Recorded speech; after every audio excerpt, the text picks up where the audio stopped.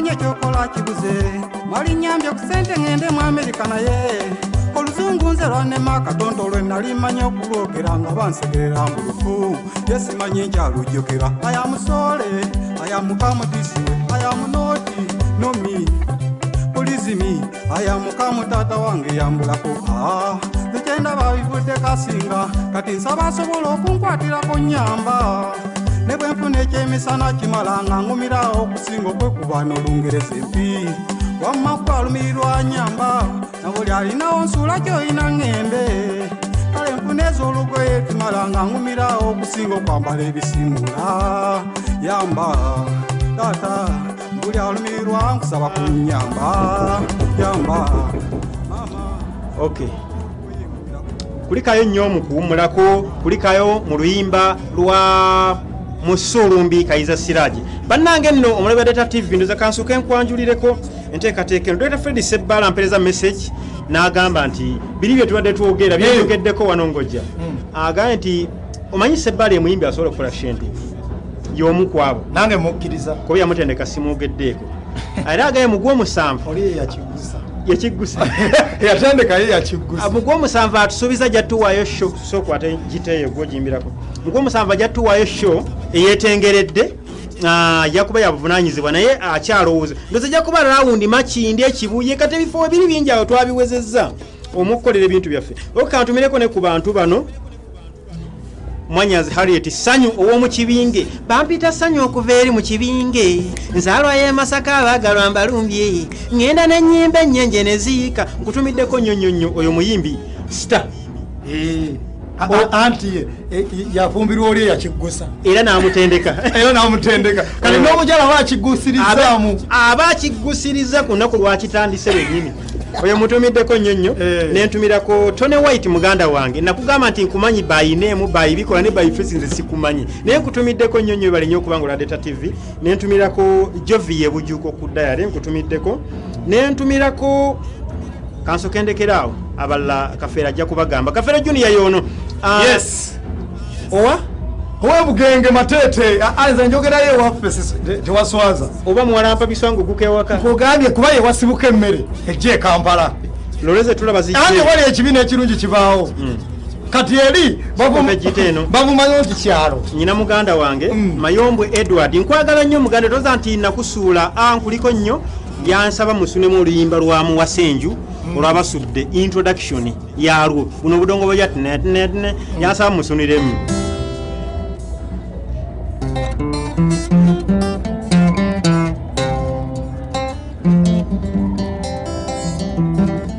Nagambo oyimbe okuyimba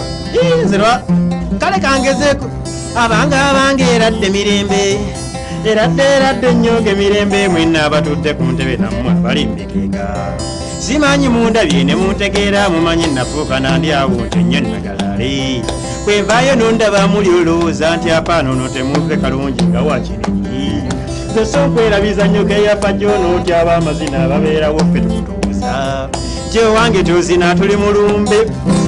naye singa omusajja oyo akyaliwo yalibadde omu ku bakigusa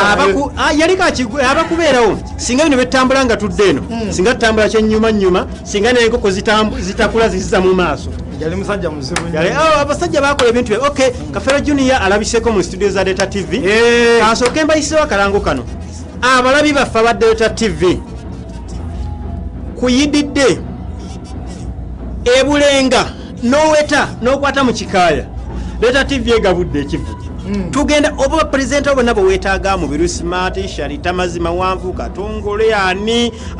nyina mugana Chief Maiko wano era waba afumba Silva wakanga akyafumba mwenna bonna ba presenter Data TV abateekayo mu kamera baawumalu ba Johnny Gobula twita Johnny Maviri bonna tugenda kubeera nabo omwana ojja kujompeyo ku simu nga 5 bonna tugenda kuba nabo kigenda kutandika misana mpaka gye bwenaakerera then nze wenna amalaawo ate ndoze bisigadde bya Kafeero Junior sigenda kukula musaako mwakoze omulimu soko kwate mu ngalo omulimu wagulabye nalabye poster kuliko Kafeero Junior omulimu gwenkabira bwe jone nganti abayimbi abeegasa agali bamuge galuma ennyama nagulabye ekyansanyusiza si kwegattiramu kyokka kulaba mumwe abayimbi abapya nga muzze mu biru baatutunuulidde nti tuyinza okubaako ettaffaali etuteekako kubanga tulinayo abawagizi abapya abakajja abatwagala ate nga ne bano abatuleese babeetaaga abawagizi abo bakibijigiri bagamba nti singa Buyondo Eddie atuleeterayo abantu 30 ndoza nfune ku simu eno naletayo 5 nga bayambala giteeyo ngenda kukubonyabanya n'endongo eyo bayo essimu emumalu Kafero Junior nga bayambala giteeno mubonyebonye ne giteeno kubanga bingi nnyo omulabi wange ogamba otya sebo Vira TV Vira TV obona ayogerako ne Mbiru Smart Vira TV bannange oba oli kyo baki TV giviro bagikendeeza oba gimuting wanji hello Mbiru Smart ne mama afiswa ogamba kipolisi owaka sina mutawana ndi wano oyo tasaaga oyo kyekiriwo ate nakola omuyimbi aliko oyogedde kituufu oyogedde mazima omuyimbi aliko kuba akadongo kamu okay kituufu nnyo kyekiriwo nze siriiko nange nkiriwo nze oyo omwana olaba lwaki mwagala Junior ayagala nnyo okukolera awamu bambi okukola ne banne yetafaayo gamba kyobono samafye kikolukagana musanga yakikuba dda ate kamukube enkokola bonna lwakuba bulimu abanyiiza abasajja muyimbirako ku lonkiye banyiiza gwe wekogamba ffena twanyiiga lumu nanyiiga nnyo kuba nze naliwo nga ndaba abayimbi bakadongo kamubeebereremu bano abayimbi abalawo basingira bwategeka lonki ng'eyo walaba David Lutalo bwe yategeka wali ku cricket over Lugogo buli muyimbi yajja n'ayimba buli muyimbi najja n'akikubamu ne Kafero Junior kati olaba Mbiru Smart eyentofaayi lyotadde ku bayimbi bakadongo kamu n'abayimbi abalala besijja kugamba ng'ovaawo otegeka shoyo mu butuufu nga bagaana okujja owulira otya mbakyawa Kafero Junior mbanyiigira naye mpaayo akayimba ke kali akagamba fembi twende fena twende boleka kandi dalanze ensombayo kiika bootongo oba kankuyiyizeemu bannaye nga neesisi wadde omubiri nga zisigattirawo joni twolimbala Kafero Junior olulya mpa biri muye abaana b'engabi mpa abaana b'engabi olwo tulabe ate tugende mu maaso mpolampola Kafero ajje asunemu giteno joni tuwa abaana b'engabi tugende mu maaso abaana b'engabi twaseba tuli bawufuku bali abalala tumaluka tuwulire ekigenda mu maaso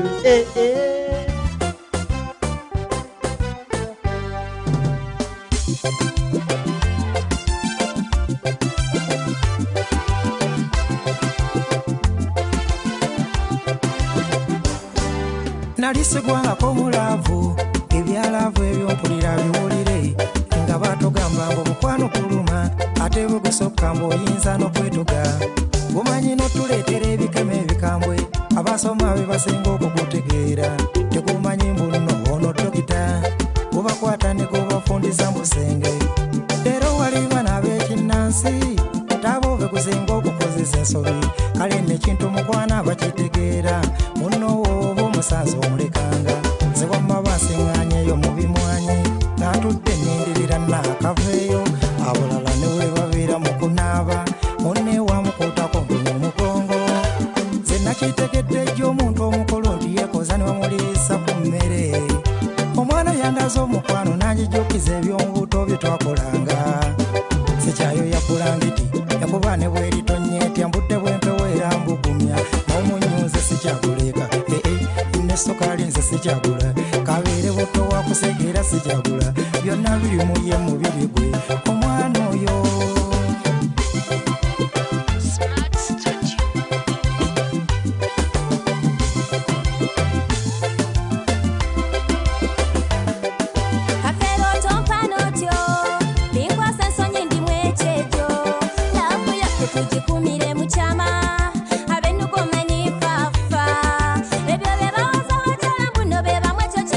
Tuli mwenjaulo bwe baba kulisa ku mukolo gwa lumonde n'osima manya nti wali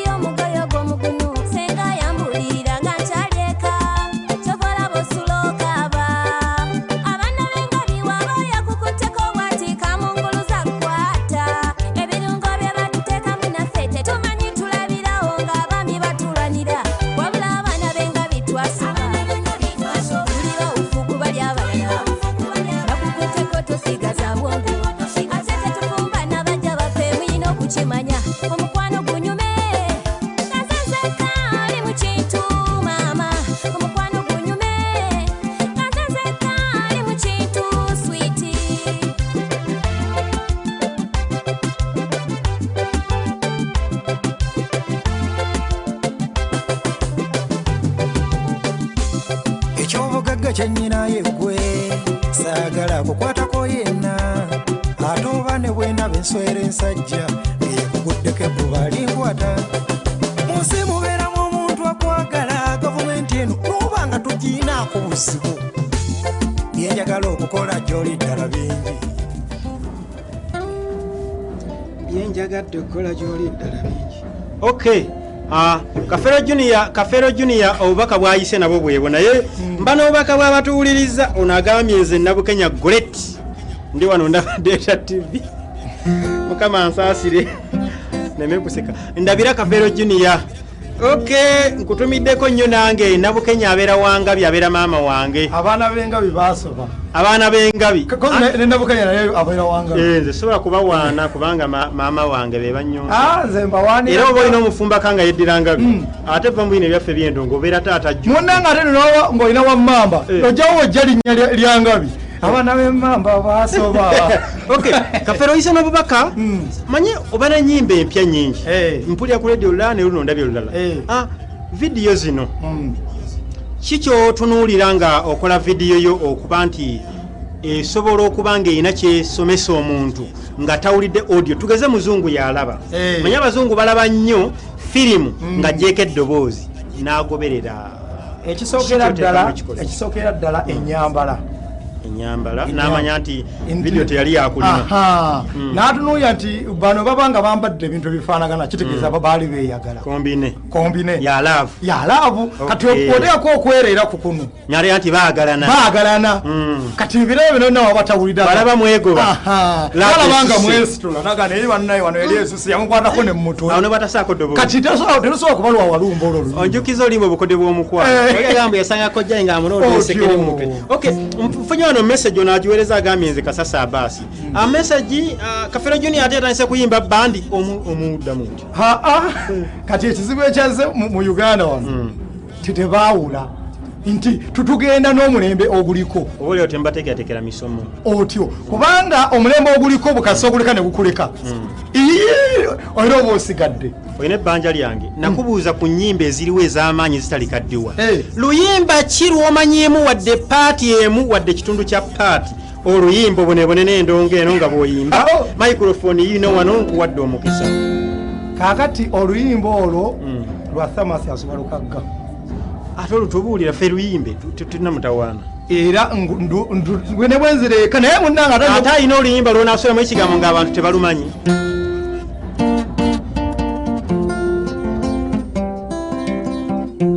oba nze nsunemu leka neekubire njimayo maasi yasese kyava kunkana nnyo naggwa ku bifuuyi dunda yali bageze ekiseera kyange bw'atyo nasengulako kawunga ka muwogo nandaza mu nsoko ezigudde akaleka serasekerera abakeera kati ne beekanula bambine keera olunkoko ne banyuka njoba enkomerero baffe ebikyayi banywa bikalo zeeyo yatewudde sekyekulusanya walukagga nkimanyi nti okufuna kiba kitone kale newoolitabaala obuna abaganga okugjako olwana kukyabapindula muto Kafero kimala yatondewo okuba nti ali bamufunye kale newalisuubirizo tuleza amagi ebyo byemusiiba muwanuuza nti atafune kukakasa oli musanga azimbye muyenga. Okay, tuddeyo kituufu nnyo umalu kitako mudiro oluyimba olwo Walukagga ayinza okuba nga luvaako naye takukoleranga vidiyo naye neesoma okulaba ku vidiyo oluyimbo anti eri ennyimba enzibu z'okukola vidiyo wetudda mu byafaayo eri ennyimba enzibu z'okukolera vidiyo naye taaga ogikolenga olaba vidiyo ya Blood na Ndiba kwe ya Kafero ng'eringa firimu yafa yagikola dda naye nga tennafuluma okola sitole nga ya firimu kakati oluyimba olwo lwakusanga oyambala mpala ejjudde oba nga oyambala kakati olwo oluyimba lwasanga nina kawulutu kange walabawo kulutu nga era gundi jadi yayimba oluyimba nga mpala eriko oluuzi olwafulukira emabega eno Kafero Junior abeera serious bwekiri nali nyina emyaka olwo oluyimba olwafulumira nga nyina emyaka nga 9 oba 8. Okay, mwakoze group gente ekyansanyusizza kwe kuba nti nalabyemu regimu yange Kafero Junior Buyondo Eddie Mugema n'abalala nedabanga mwine bakibijjigiri bakama bammwe ba Vincent Segawa enkonyonyodde kiri nti batudde bo basoose kutuulanga bo naye ne bagamba twetagisayo ku baana abagenda okutuleetera ku bawagizi abapya ku bawagizi abapya abawala bambadde buleegingi bajja okulaba bakwano baabwe kati omuwala ayinza okuba nga ali eyo bakyazanga naga nze kati abaana b'emyaka 18 jefa tubaleeta mwembaleeta nawamululako obutunuzi oba omwagadde oba tomwagadde alabanga gwe sayizi ye bana eryolulenzi maama kangenendewe luyimba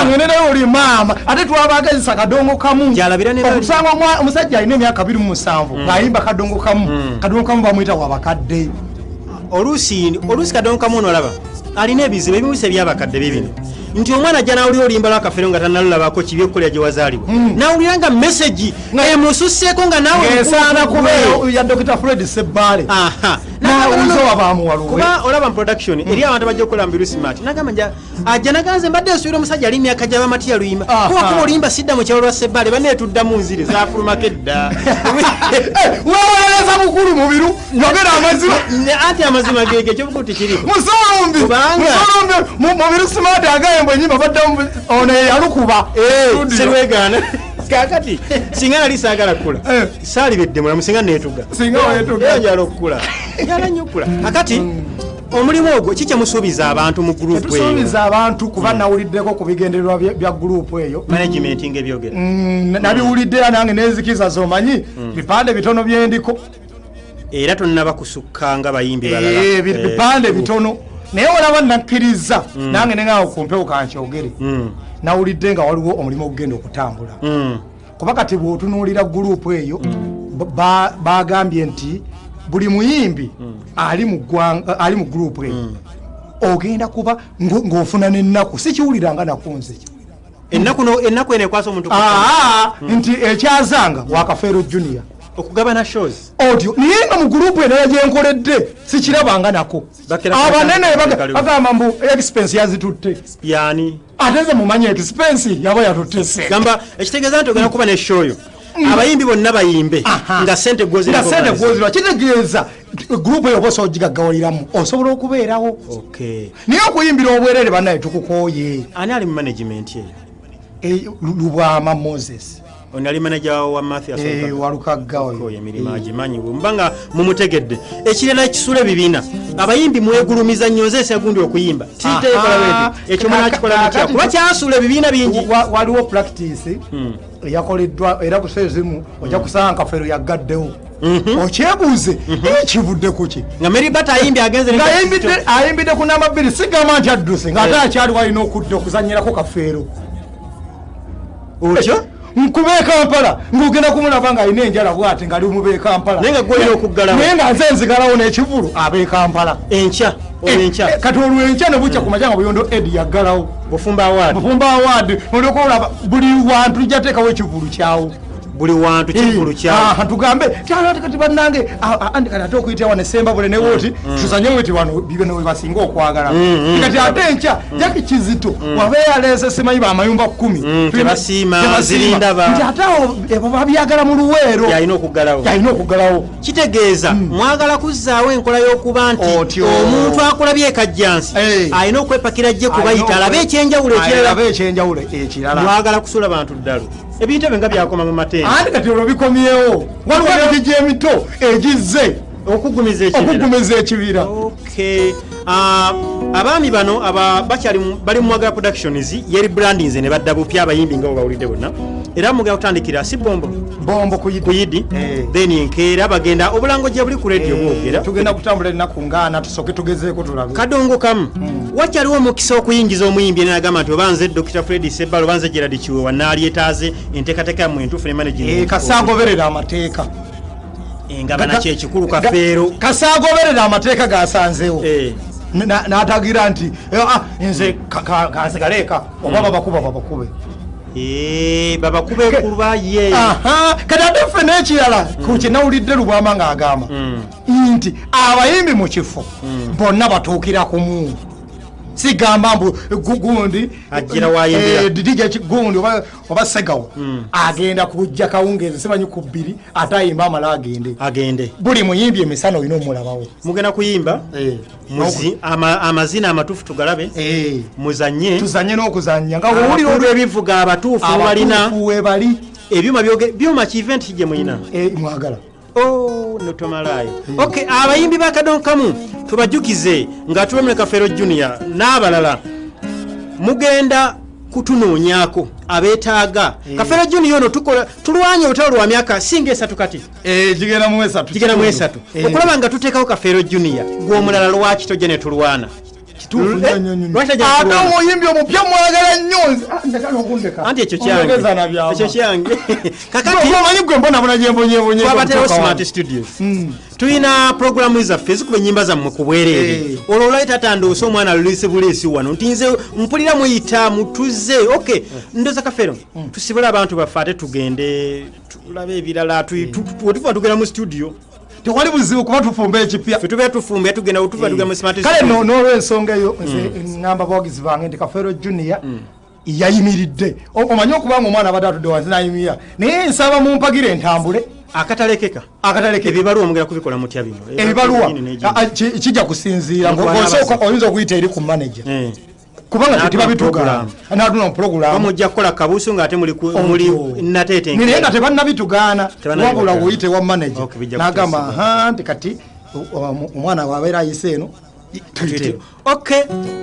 mbeebaza nnyo okulaba Data TV Aisha Vanilla Mwanyuka agambye akutumiddeko nnyo aweereza message wano njuba Jamiru nkutumiddeko nnyo abayimbi akadonkamu DJ Kikofiira obukulembeze ye chairman wa Sako empya abayimbi bakadongokamu yakyusibwa okwadde Muzeyi Fred Sebatta ng'ali bize ate DJ Kikofiira already chairman wa artist bakadongokamu then ne Vincent Segawa ate gyali eri ambassador w'abayimbi bakadongokamu mu government si mu ggwanga ne mu government sibe kiri bwe kityo kakati ebintu ebyo netwaga tujjemu ebibala netulandize ku bayimbi abato mubiri Smart gemanya Umaru muganda wange ku kamera yatuteekayo Kafeero Junior uno abamwetaaga ebombo tujja kubaayo then Data TV tugabudde olaba wone bulenga noweta noyingira mu kikaaya munda olwo garden yawo bagiyita bulenga Palm Resort yawe tugenda okubeeraawo bonna bakatongole gye tuli fenna n'abayimbi bonna bomanyi gye balinda bafikifa mayika bawire mukabya bajadi kiwewa budunyugunya bonna bayimbi banyunge mu bidya mukalango okay katugenda tutetenkanye emirimu emirala mbadde mbiru Smart gemanya timu musheshe mbatumiddeko nnyonnyonnyo ndabirako ennyanja family naye omusheshe ono yani mpulira omwogerako nnyo yahajati Asha Sendiowa segwe Sendiowa yayoza zino ya nazigolola nazijja naye obayindi ba presenter bati okwogera bakyala baabwe ate lwaki mpozi nga tomwaga tujja kukijja kubbali Kafeero ekyo kyekijja okukomyawo wano tusibuliddeawo tujja kudda buli muntu tumanye nti lwaki temwogera bakyala bawange Asha Sendiowa emwogera nnyo kubanga temwogera bakyala jenobeera nnyo kuteekayo Ssaabasajja Kabaka awangaale